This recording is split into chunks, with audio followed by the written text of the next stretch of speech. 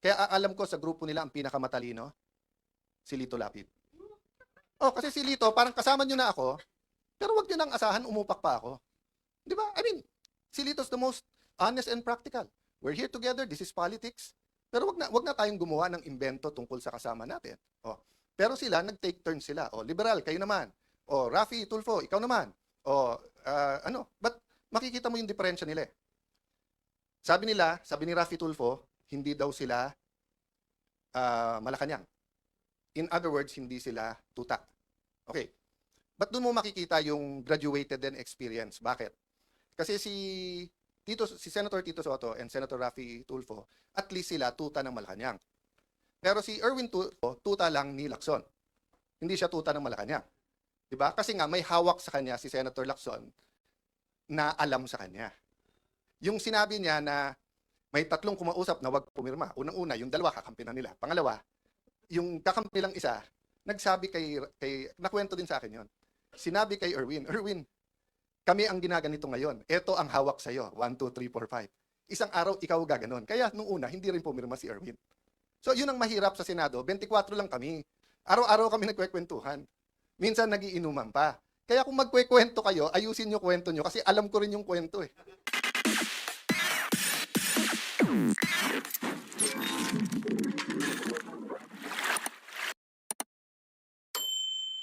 My thoughts are not your thoughts. My ways are not your ways. That is, to me, part of the many, many, many mysteries in the Bible. Diba? Parang, how do you have three gods in one? Diba? And so many, many things that we have to think about sa Bible. And there are biblical principles that are very, very clear. For example, what's right and wrong. Diba? Thou shalt not steal. So there's no gray area there. Diba? Having said that, in our daily lives, we keep trying to interpret what's happening, what's our job, what do we do, etc. And I want to talk about that today. First, how do we interpret what is God's will? Second, we'd like to talk about revival, not revolution. And third, the difference between strategy and tactics. Okay? So, having said that, I'd like to thank every single one of you who is here today. I'd like to thank Pastor Gilbert. I'd like to thank Brother Jeremiah, Sister Chona. Napaka-importante that we understand God's will, not only for ourselves, for a community, for the nation. And understanding His will entails understanding His way and His thoughts, which is really, really difficult to understand. And then also, yung identity, di ba? Who we are. The best example I've heard so far, di ba, is yung papasok ng building, tapos ayaw papasukin kasi nakatsinelas, mukhang, let's say, mekaniko. So, let's say, galing sa garahe, marami pang grasa-grasa. So, paglapit ng security guard na, ang tanong ka agad, saan ka pupunta? Sino ka? Di ba? And when he himself saw that everyone's in a barong and in a suit, ayaw siyang papasukin sa loob at siya mismo parang nahiya.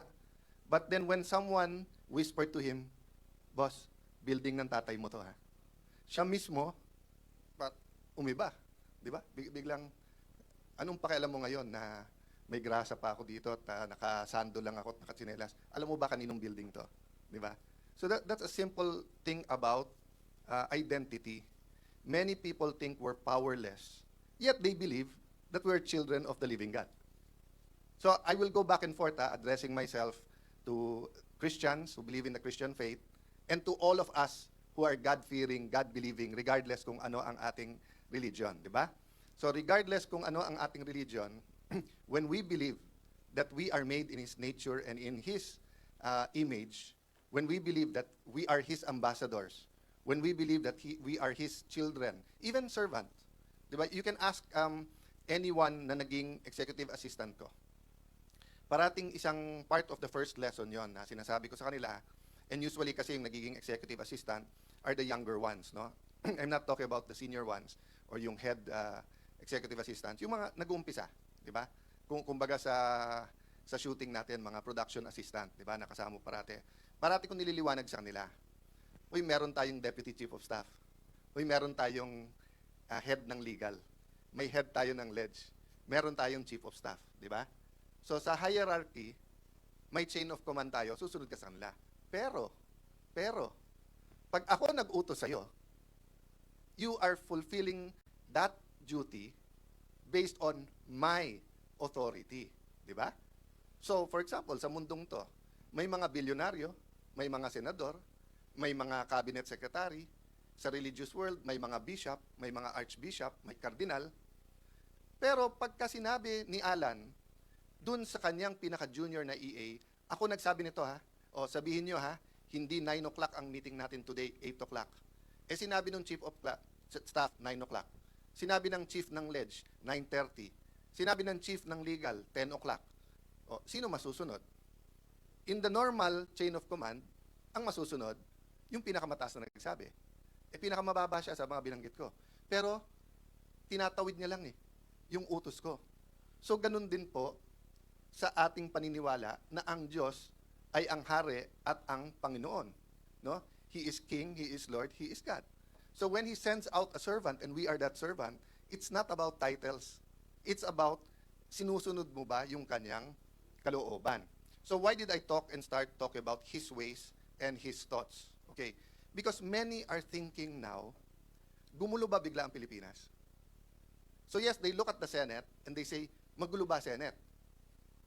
But remember, dun sa nagsasabing magulo ang Senado at magulo ba ang Pilipinas, ito po yung mga naka-Amerikana at mga naka-barong at nasa loob ng mga air-condition na kwarto na 4-5 beses kumakain sa isang araw na namamahalan man sa gasolina ay kayang mag-airplano, kayang hindi naman yate, but they have cars, they have backup, they have security, etc.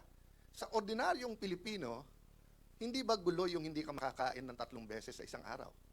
Hindi ba gulo yung padadala mo sa ospital at wala kang pambayad, pauwiin ka? O worse, sa takot mo sa gastos, hindi mo sasabihin sa magulang mo o sa asawa mo, sa anak mo na may sakit ka. Kasi alam mo na kahit middle class ka, you are one hospitalization away from poverty. So rather than telling yung mga kamag-anak mo na baka may cancer ako, hindi mo na lang sasabihin. Bakit? Kasi mas gusto mo pang maayos buhay nila at makakain sila, walang tumigil sa pag-aaral, kaysa sa alagaan ka. This happens again and again. Di ba? Whether you talk about farmers who cannot eat, what an irony, di ba? Sila ang farmers pero hindi sila makakain ng 3 beses sa isang araw. Di ba? We produce a lot of things in the Philippines, but we export them. We cannot enjoy it here. They have to export it back to us, and malaki ang tubo doon. Then you look at the stock market, you look at, I'm happy that all of these big companies have billions in profit. But when you look, for example, at your Meralco bill now, and you tell yourself, paano nangyari to? Mas mataas pa to tumalon kaso dun sa mga NBA stars sa final. And then you read na record-breaking ang tubo ng Meralco last year or next year, mababasa mo for this year. Again, it's good for a company to be profitable, di ba? But there are questions. What are the congressmen doing? What are the senators doing? What are the cabinet secretaries doing? The same thing, di ba? Sabi nung isang businessman, huwag kayong mag-alala, hindi kami magsasamantala dun sa pagtaas ng presyo ng gasolina. But by the time he said that, the oil companies already made, what was the figure? 50 billion pesos in less than a month. Kasi daw, so maraming dahilan. So what's my point? No? My point is that at the very least, we all agree that magulo ang Pilipinas, kailangan ayusin. The question is, how do we approach? So for maybe 3 years, we've taken the corporate style. Di ba? Very gentleman, very ladylike, discussion, ledak, debate, etc. But siguro somewhere in 2025, yung impeachment kay Vice President Sara Duterte, yung pag-export sa ating dating Pangulo, and then yung revelation ng flood control, umiba. And everyone keeps saying na, hindi, balik na natin sa dati kasi nga, before the pandemic, Duterte tayo, okay naman tayo. Pag alis naman ni Duterte, okay naman tayo. Nung nag-eleksyon, okay naman tayo. Di ba? But biggest question muna, do we want to cover up? Do we want to uncover? Okay? So let me go to the topic I told you, but I just wanted to give you the context. how do we know when it's God's will? So my initial answer was so simple, 'di ba? First of all, you go to His Word, 'di ba? So kung Muslim ka, tingnan mo yung Quran.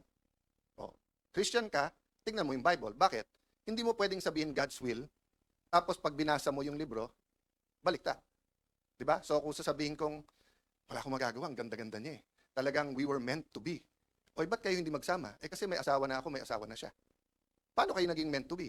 Tapos binasa mo yung Bible, do not covet another person's wife. Do not commit adultery. So, can I tell you anything that will justify that action? Can I tell you, pinag-pray ko 10 beses. Nag-fasting ako 40 days. Sabi ko, Lord, kung sino magdadala sa akin ng pagkain after 40 days, siya ang meant to be. Eh, hindi asawa ko nagdala, siya nagdala ng pagkain. Oh. So, can that justify? It's against the word of God, di ba? So sa akin, simple lang, di ba? Ang issue natin ngayon, thou shall not steal, di ba? Thou shall not have other gods before me. Money is a god. Power is a god. So, thou shall not bear false witnesses. Di ba? So kung sino talaga ang guilty sa flood control, dapat siya. So, but I was talking nga to Sister Irene at sabi niya, Alan, you have to also remember what God wants to do at a specific time. Diba? Sabi din sa Bible, there's a season for everything. There's a time and season. A time for birth, time for death, a time for giving, a time for receiving. So tama nga naman, di ba? So for example, no, if this was a meeting now of the Israelites during the time of the Pharaoh, and we're thinking of escaping, does God want slavery? Hindi. Does God want the Israeli people to suffer? Hindi. But it was time of punishment eh. It was time of judgment. So whoever left, they would have been killed by the Egyptians. O baliktarin mo naman. Pagdating ni Moses, it was time of liberation. It was times of miracle. It was time of forgiveness. God, their God, was showing daw, nandito ako, buhay ako. Wala kayong power, wala kayong sandata. Pero yung staff lang na hawak ni Moses at yung kapatid niya, tagasalita niya. What if baliktad? What if sabihin na, hindi, gusto ni Lord, safe tayo. Dito na lang muna tayo sa Egypt. Eh kayo na lang natirang slave. Diba? So, as a nation, as a community tayo, as individuals, family natin, we have to discern and ask God, Lord, anong season ba ngayon? Lord, ano bang gusto mong gawin? And 2 years ago, the last 2 years, several churches talked about revival. Revival. Sabi niya, there's a revival coming to our nation. What's a revival? Revive means, di ba, vive, di ba, vivar, patay, bubuhayin mo ulit, you will revive. So a revival is a sweeping throughout the nation that gives back life when there was no life. But what is a clear element of revival? A clear element of revival is repentance. Wala pong revival pag walang repentance. Di ba? Patay ang puso eh. Puso ng bansa, puso ng community, puso ng church, puso ng tao. It has to be revived. And the requisite to revival, ang nakalagay ba, again, I'll address myself to Christians, ang nakalagay ba sa Bible, just believe in the Lord Jesus Christ and you shall have eternal life. Sabi, acknowledge that you're a sinner, repent, then believe. Di ba? Kasi you don't really believe in Jesus Christ if you don't think you're a sinner. So there's not going to be a revival in the Philippines if we think walang masamang nangyayari. So if we say ganun ang kultura natin eh, hindi naman talaga pwedeng gumalaw yung papel pagka walang konting lagay. Di ba? Ganun talaga tayo. Whether franchise yan, whether business permit yan, building permit, kailangan may pampadulas. Eh, ang kotse hindi gumagalaw pag walang gasolina. Di ba? Squeaky wheels need some oil. Lalangisan natin yan. Di ba? So kung ganun ang paniniwala natin, why will we expect a revival? A revolution naman on another hand, I'm talking about a political revolution, is hindi mo na kaya, either yung leader o sistema, palitan na natin yan. So when industrialization happened, and then yung mga landlord, etc., yung sa key industries sa Europe, hindi na nila kinaya, yung iba may revolution na communist revolution. Nung hindi kinaya ng French, yung abuses ng monarchy, nagkaroon ng revolution from a monarchy to a democracy. Iba nangyari sa England or sa United Kingdom. Evolution, hindi revolution. But those were all talking about politics, government. Diba? It was not talking about also the hearts and minds.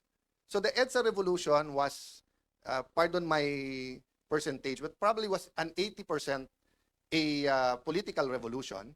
Diba? Get out the dictator, put in new, out yung dictatorship, in yung democracy, renewal, etc. 20% it was about values. But because it was only 20% about values, so sabi ng mga iba ngayon na, well, dati concentrated yung corruption sa Malacanang. Nung nag-EDSA Revolution, kumalat na. Meron na kay Kapitan, meron kay Mayor, kay Governor, etc. It's not one person's fault. Diba? It was because nga we did not have a spiritual revolution or a revival then. So that's why nga, going back to Egypt, that's why sabi, I always thought that it was the disobedience of the Israelites, kaya hindi sila nakapasok agad ng promised land. But the way one preacher or pastor, actually a couple of them describe it, is that Egypt, the Israelites were out of Egypt, pero Egypt was still on their mind. So ang ibig na sabihin, umalis na sila, they were free physically, but in their mind, they were still slaves.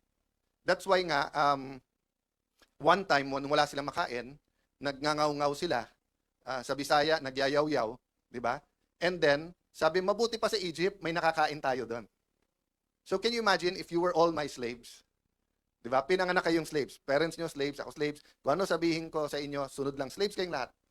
Suddenly, si Sarah dumating, nakalaya kayong lahat, but medyo gutom, balik na lang tayo kay Alan. So that was the mentality. So 40 years ago in 1986, we shocked the world with a peaceful revolution. Kasi that was the time of communist revolution, socialist revolution, coup d'etat, fascist revolution sa Latin America. All kinds of revolution. Revolution of the workers, revolution ng young people, maraming revolution. Some worked, some hindi. Some had historic roots, some were new. Pero hindi nila nakakita na mga nagdadasal, nakaharap ay tangke. Di ba? Madre, tangke ang kaharap. Barel, ang katapat, bulaklak. Di ba? Hindi sila nakakita ng ganon. The problem was, when we removed the people, did we remove the spirits of corruption? The spirit of idolatry, the spirit of immorality? Did we remove the lust for flesh, the lust for, di ba? I remember, kami ng ibang mga congressman na kasama ko doon, nagrarally pa kami against pornography. Then nung nagka-internet, everyone can get it na. Di ba? We were fighting PAGCOR about putting casinos anywhere. At I had the privilege of putting there in the law na kailangan ng city umuo. Kaya dito sa Taguig, wala. Okay. Tapos nagka-internet naman na gaming. Una, isabong. Ngayon yung online gaming, no? That's one reason maingay yung mga katunggali natin. Nabitin yung batas na yun, malaking pera din yun. Daan bilyon yun. So do you think ang pinag-uusapan dito, Malacanang, impeachment, maleta, flood control? Hindi. No? Whether you're talking about vape, whether you're talking about online gaming, there are many, many moneyed bills and resolutions and policies that are at stake here. Diba? So hindi to parang, expose na yung flood control, bago na yung Pilipinas. Palitan natin. May bago ng leader, tapos na. Di ba? That's why we have to be very prudent. And Lord, ano bang gusto mong gawin? Kasi kung tayo lang, kung ako lang, gusto ko sana tapos na to eh. Di ba? Lord, ano ba talaga? Di ba? Pero, siya ang creator eh. Siya may plano. So, let me tell you the story that I learned when younger years, and it's really true. Sabi, meron pong vapor na palubog, bangka na palubog. So, nag-pray na yung lahat ng nasa loob ng bangka. Lord, Lord, please save us. Okay, may dumaan na vapor, nakita sila, nagbaba ng lifeboat, so kalahati sila, sumakay na sa lifeboat. Sabi nung pinaka-leader, hindi, nag-pray tayo, isa-save tayo ni Lord. Okay. So, tumawag sa Coast Guard yung vapor na 12 sila, yung 6 sumakay na, may 6 pa doon. So, pagtawag ng Coast Guard, dumating yung helicopter, pinaspatan sila, nagbaba ng linya, yung 2 umakyat, natira yung 4, sabi ng leader, ililigtas tayo ni Lord. So dahil ganoon, medyo malayo, gasolina ng chopper, bumalik na, nagpadala ang Coast Guard ng isa pang fast na ship. Sumakay yung 3, naiwan na lang yung, or 2, so natira na lang yung leader. Sabi niya, I'm glad you're all okay, but ako, I have faith. I will wait here. He drowned, he died. Pagdating niya sa heaven, sabi niya, Lord, I had faith. Bakit hindi mo ako sinave? Sabi sa kanya ni Lord, pinadalang kita ng vapor, hindi ka sumakay. Pinadalang kita ng helicopter, hindi ka sumakay. Pinadalang kita ng Coast Guard na ship, hindi ka sumakay. Tapos ako ang sisisihin mo. Di ba?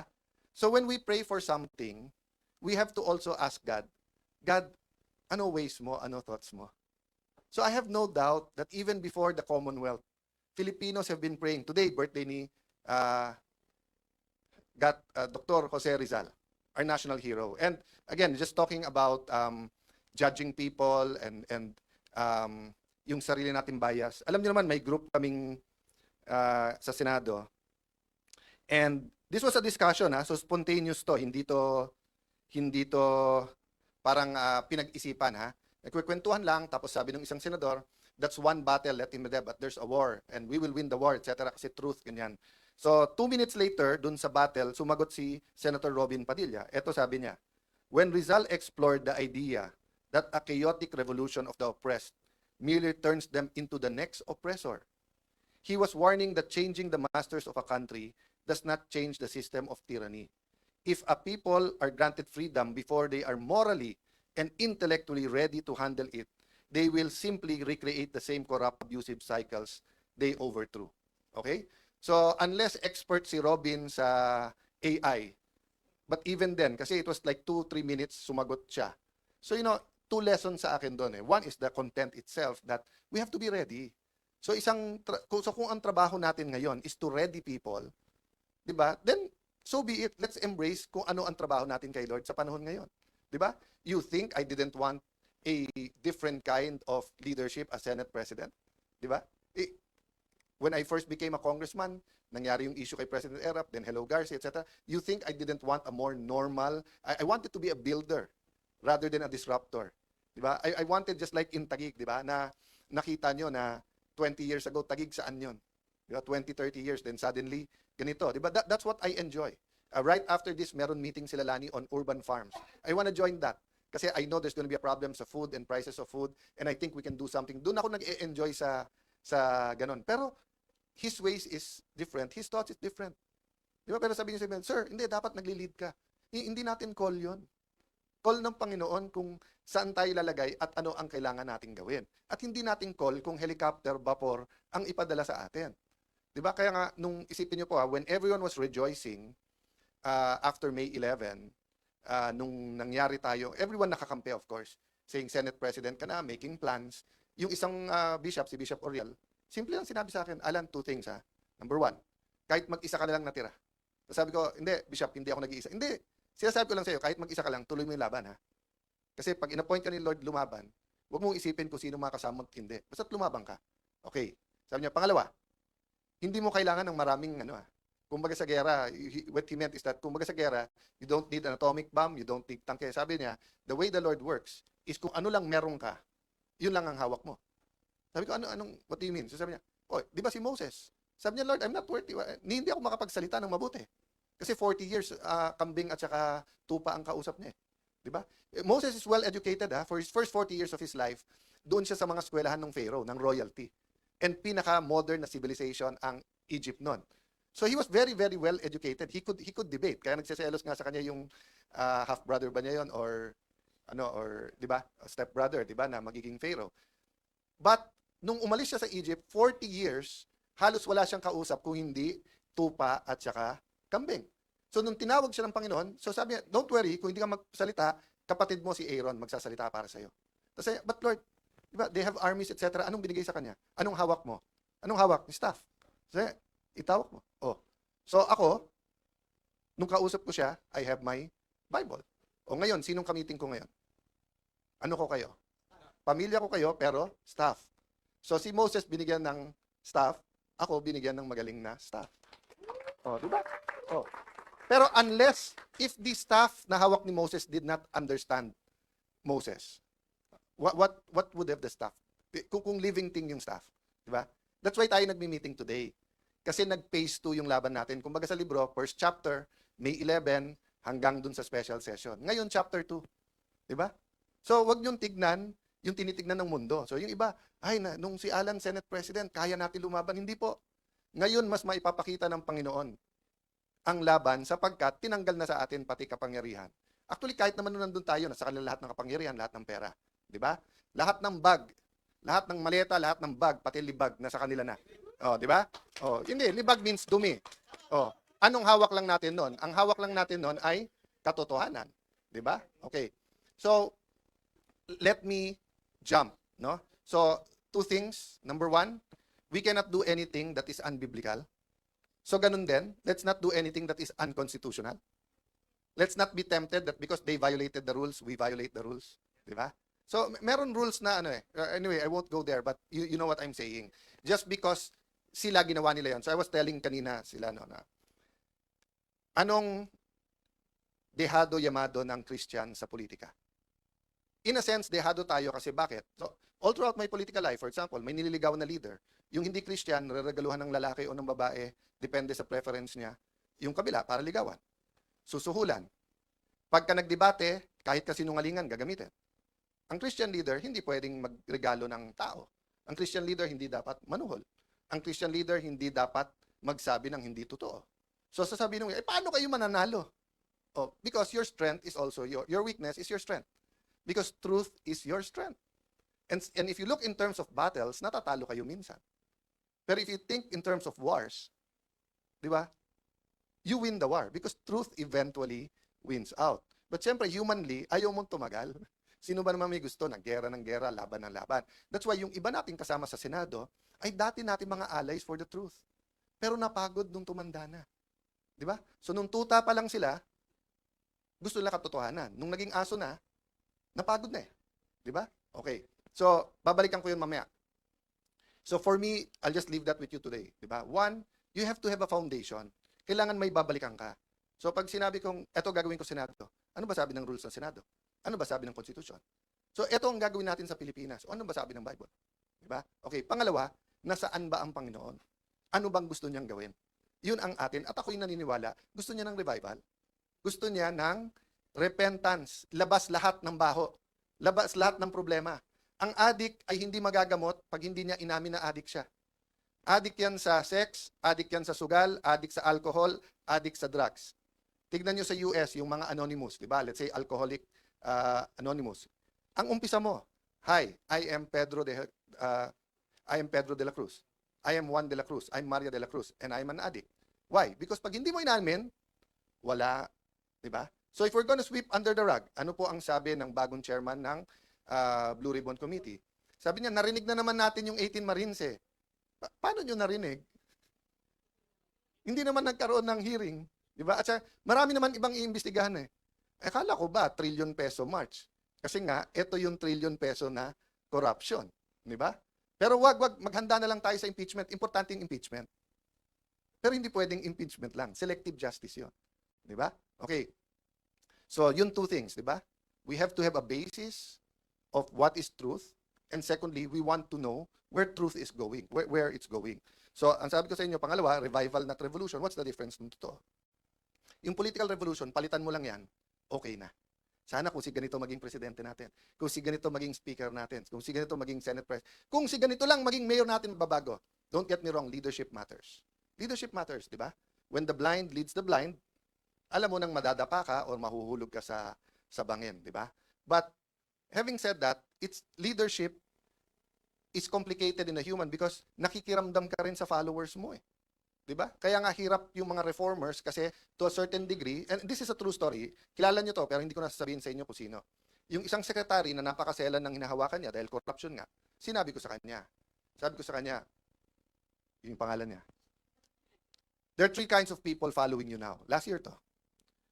Three kinds of people. First, yung gusto ng totally pagbabago. Nasa departamento mo, tunay na yung bidding, wala nang corruption. Di ba? Lahat ng gawin ng departamento mo, ayos na. Okay. The second one, ayaw na ng ghost, pero baka naman pwede tayong bumalik sa 10-15%. Kasi kailangan natin yan. Di ba? Yung pangatlo, wag lang ako makulong. Sila lang makulong. Tapusin na natin to. Balik na tayo sa dati. So sabi ko sa kanya, Secretary, ito problema. Yung tatlong nasa likod mo, pare-parehong pumapalakpak ngayon. So yung tatlong yan, nabobosesan mo, naririnig mo yung palakpak. Pero iba-iba gusto nun. Oh, ang pinakadelikado doon, pero pinaka-okay yung una. Na gusto niya, eto, chance natin. Nasa kalye mga tao, lahat ng media kakampi ka, lahat ng korte kakampi ka, ombudsman at DOJ kakampi ka, baguhin mo na lahat.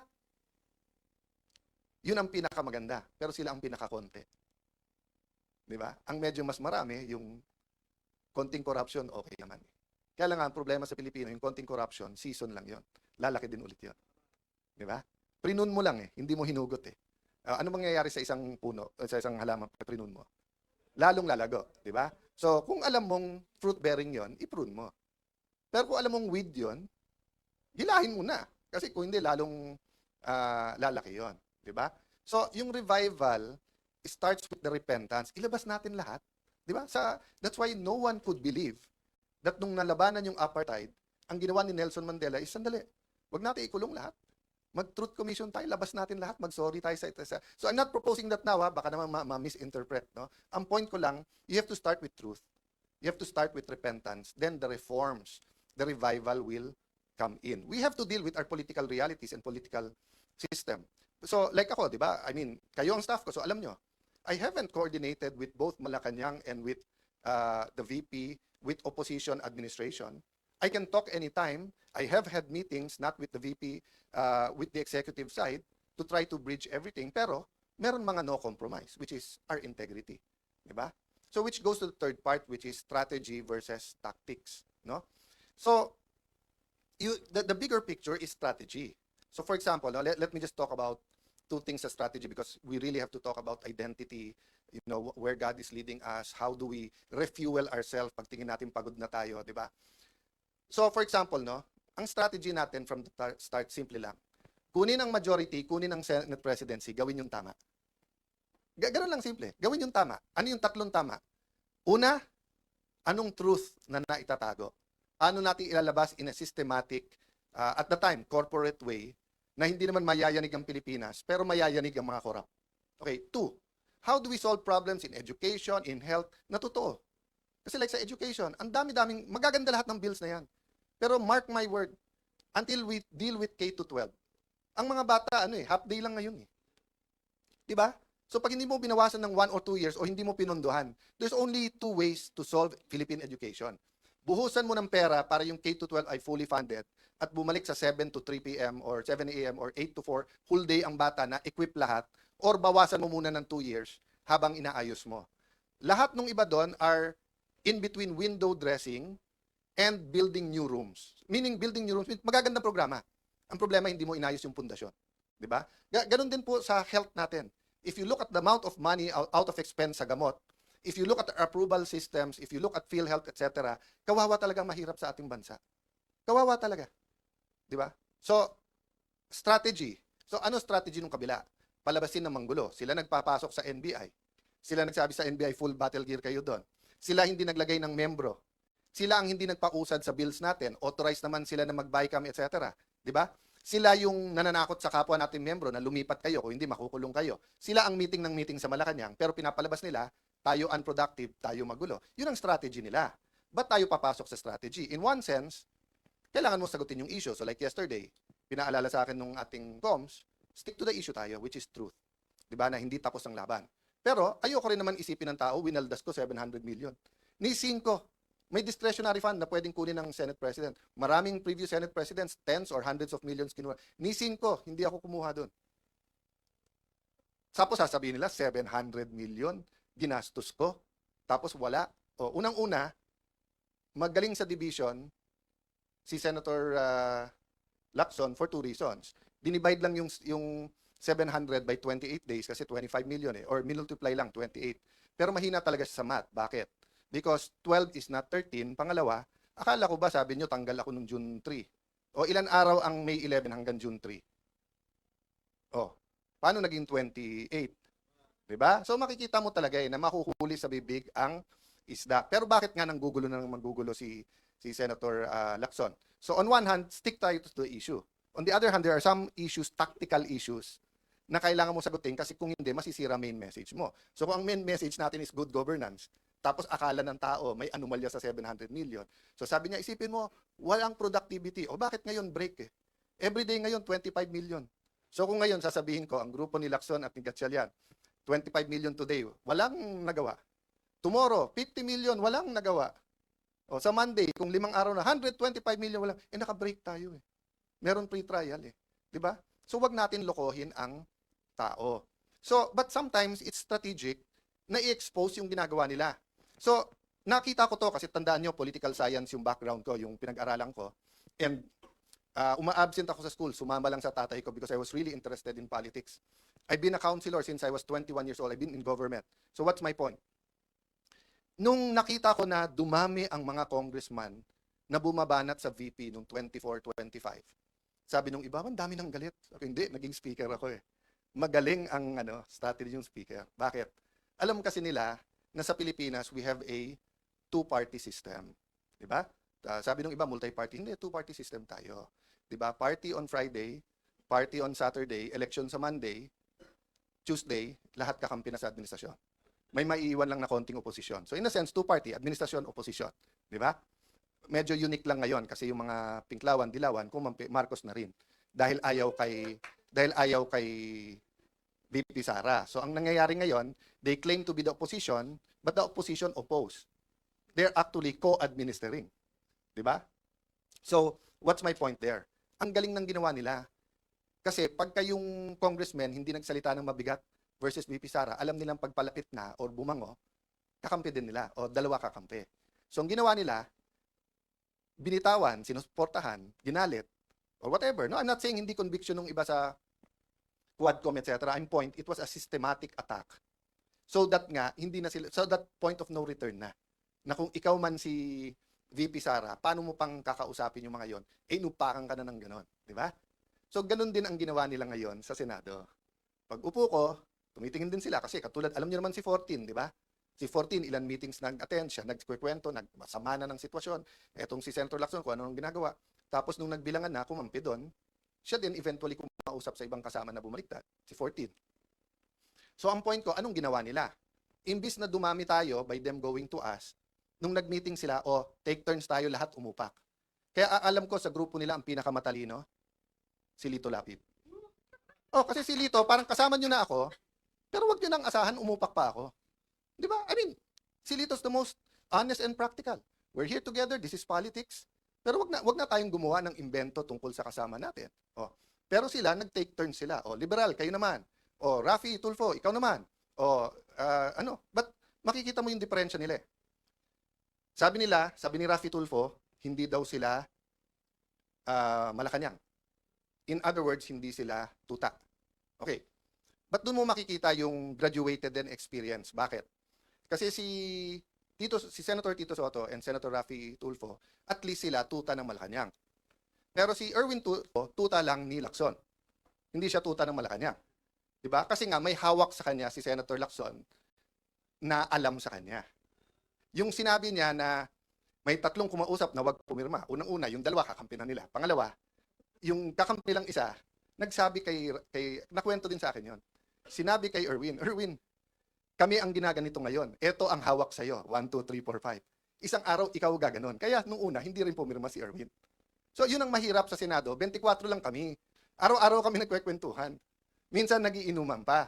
Kaya kung magkwekwento kayo, ayusin nyo kwento nyo kasi alam ko rin yung kwento eh. Di ba? Magkwekwento kayo, bitin pa. Yung totoo, Erwin Tulfo, isa-isayin natin hawak sa'yo. Gusto mo? Yung kontraktor na balik-balik sa office mo, yung kontraktor sa party, marami pang iba. Doon muna tayo. Marami pang iba. Di ba? Okay. So sabi nung iba, kung sasabihin mong tuta, ano si Senator Lacson? Hindi na po tuta si Senator Lacson, aso na po siya. Matagal na po matagal na eh. Okay. But ano ang ibig ko sabihin sa aso? Anong klase? Iba-iba kasing klase ng aso. Yung kayo po, pagka may utos sa inyo, kayo ay nag-asikaso. Meaning you take care of it. Meron din pong aso-kaso. Ano yung aso-kaso? Tatahol yung aso, kakasuhan. So kung makikita nyo po makikita nyo, ang usual procedure, kaya may affidavit o wala, ang witness itetest mo, wag mong pababasahin ng affidavit. Kasi baka hindi siya gumawa ng affidavit. Si Senator Lacson, binaliktad niya. Hindi, basahin mo na lang yung affidavit. Hindi, sandali, payagan mo muna ang DOJ, kunin yung witness, gagawin yung affidavit. Pagbalik, basahin mo yung affidavit. Hindi po yun ang sistema. Nasaan yung mga abogado na kahit kakampi nyo sa Pinklawan, yung mga dean ng law school, nakita nyo rin yan eh. Noon time na yun, hindi pa panahon magsalita. Kasi akala natin, tama yung pupuntahan. Hindi. It's selective justice and some of it's not justice, yung iba doon invento. That's why naiintindihan ko yung sakit nung isa. Nasabi niya, inosente ako pa kakasuhan, plunder pa. Diba? So I won't go there because I don't want to talk about that now. And pasensya na po kayo. Minsan pa kasi sa putikan yung away, so mapuputikan ka talaga, babato ka rin sa putik. But that doesn't mean as Christians, mag-iimbento tayo. We will use money, we will use PR, we will use etc. Diba? So pasensya na po kayo kung minsan, kailangan kong sagutin. Tactical yon. But going back to the strategic, ano ba ang ating trabaho ngayon? To reveal the truth. The truth about the problem in healthcare. How do people get their healthcare? So, pero habang nire-reveal natin, may balik yan ha.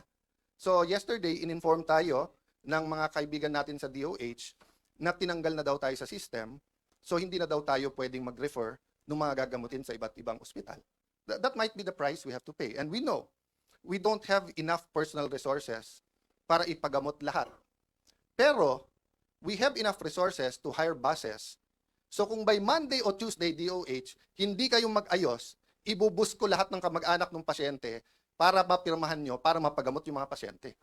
Kasi hindi naman ako aatras eh. Di ba? May sakit sila, ang dami-dami yung pera, abroad ka ng abroad, Mr. Secretary. Picture ka ng picture kasama ng mga nasa vape. Di ba? O, tapos, flu shots lang, hindi nyo mabid, hindi makasama. Tapos just because ang tingin mo, wala na ako ngayon sa paningin ng Malacanang, tatanggalin mo yung privilege namin. Oh, Senator Lacson, sir, sabi mo, hindi pwedeng gamitin ang AIX, hindi pwedeng gamitin ang TUPAD, hindi pwedeng gamitin ang MAIP sa politika, at hindi dapat nag-iipitan. Oh, sir, nagsusumbong ako sa iyo. Kung hindi ako magsumbong sa iyo, magsusumbong ako sa Tulfo. Oh. Pero, hindi kay Erwin at hindi kay Rafi. Doon ako kay Ben magsusumbong kasi si Ben walang kontrata sa gobyerno eh.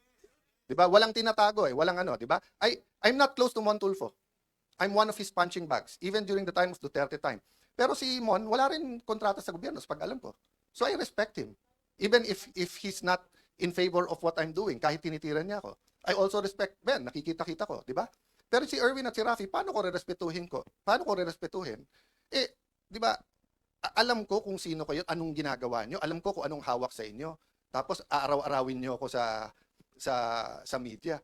Magdebate tayo, sabihin nyo yung topic, yung debate ng katotohanan, debate ng flood control, debate ng contractor, di ba? Huwag tayo magdebate ng kung ano-anong gusto nyong topic na nililihis nyo lang sa mga nangyayari. So again, mga kasama, tama yung narinig nyo, inuumpisahan na kami. Actually, to be fair ha, for a long time, Senator Amy and Senator Bongo, pinagtatanggalan din ng mga pondo. So, ang sabi nila, daan-daan bilyon ang para sa ayuda at hindi to pwedeng gamitin sa pagpapamango, which is not true ha, also. Nung simula nung nagkaroon ng oil crisis, nung simula nung Israel, open na silang may picture, may pangalan sa pagdidistribute eh. Pero okay lang kasi at least nakukuha ng tao. So, don't get me wrong ha, as long as yung mga pasyente na asikaso, it doesn't have to pass through my office. Ang problema, pumunta sa opisina nila, sila nagsasabi, pumunta ka sa congressman, senador. Pagpunta naman nila sa congressman, senador, ay, dito sa congressman na to kasi kakampi ng Malacanang. Dito kakampi, di ba? So, let me address myself to Senator Win because paulit-ulit siya nung siya ang chairman ng Committee on Finance. Sabi niya, walang politika sa pondong to. And I believe him. I believe him. When he was chairman of Finance, sabi niya, walang politika, pare-pareho to. At yung amounts natin bilang mga senador, walang lalamang, pare-pareho tayo. O, Senator Win, you're now the Senate President. May DOH Secretary ka, namumuliti ka. O, the ball is in your hands, di ba? Pero papayag ba tayo? Sa atin, ano ba ang isang weekend? Pero yung may sakit na hindi matuloy yung CT scan niya, hindi matuloy yung MRI niya, hindi matuloy yung dialysis niya, that can be fatal, 'di ba? So sasabihin niyo kami namumuliti ka, 'yan ang ginagawa niyo. So sorry, mapupunta tayo sa politika because we have to fight daily battles. But my point is strategy versus tactics. Daily battles versus the war. The war is really for the kind of Philippines we want. 'Di ba? And yun ang last ko sasabihin, we have to articulate that. We have to articulate. So yung mga men and women of God na nandito ngayon na you will be speaking on those topics, pasensya na po kayo kung napunta ako sa daily battles. But that's what we're facing. And iba-iba tayo ng trabaho. May taga-fast, may taga-pray, may taga-encourage, may taga-luto, may taga-linis. Di ba? So we're all part of that giant puzzle that the Lord has put. But as long as we said, Lord, use me. Lord, send me. I think we'll be okay. So sa lahat na nagpre-pray for us, lahat ng nagtatrabaho for us, guys, kayo yung inner core. So don't lose faith. Some of you didn't sign up for this, but even if you didn't sign up for it, you had in your mind the kind of Philippines you want. So, di ba yung balik tayo dun sa na Lord, save mo ako. Pinadalan kita ng helicopter, di ba? So, in your mind, you probably had a different way. Di ba? So kung tingin yung education yung problem, you're probably drafting a super good bill on education, di ba? Or if you're talking about local government, Baka nakadikit kayo sa pinakamagagaling na local government sa Metro Manila, dumikit kayo sa Taguig, sa Pasig, sa Manila, sa Quezon, whatever, di ba? Dumikit kayo sa Cebu, dumikit kayo sa Davao, sa Peace and Order, and you think that's the way. But his ways and his thoughts are not ours, eh. Di ba? In the same way, let's not say na yung ginagawa natin, yun ang way ni Lord. Hindi. Tuloy-tuloy tayong nagdi-discern. But guys, ang point ko po, kung kayo'y nagdadasal for a new Philippines, a renewed Philippines, kayo nagdadasal for revival, it's here. It's here. So let's not only do, let's do more. Let's not only do more or work harder, let's work more intelligently. And wag natin pagpilitan ang ways natin. Day by day to. Every day pagtulog, Lord, thank you, wala pa kaming kaso. Thank you, Lord, may AX pa kami, wala lang MAIP. Thank you, Lord, nabuhay pa kami. Pagising sa umaga, ganun din. Di ba? That's what walking by faith means. Hindi mo kita, pero alam mong dadating.